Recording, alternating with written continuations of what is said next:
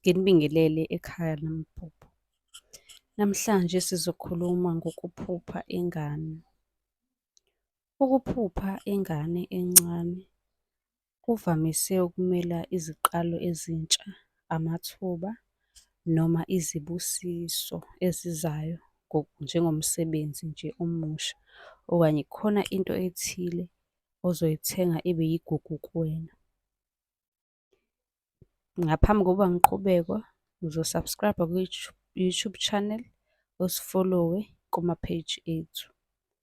Uma ingane ithule noma ijabule, kusho ukuthula nenjabulo ekhaya.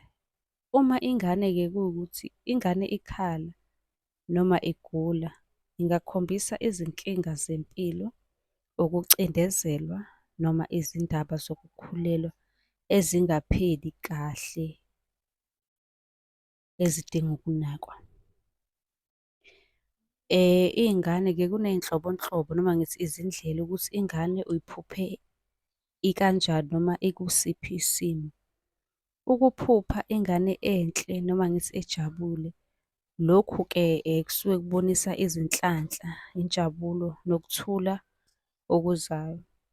Ukuphupha ingane ekhalayo kungenzeka ukuthi kukhona okungahambi kahle empilweni yakho noma kukhona ingane eyadlula emhlabeni ikhalela ukunakwa. Ukuphupha ingane egulayo kuwuphawu lokuthi kukhona into empilweni yakho edinga ukunakwa ngokushesha njengomsebenzi noma ubudlelwane.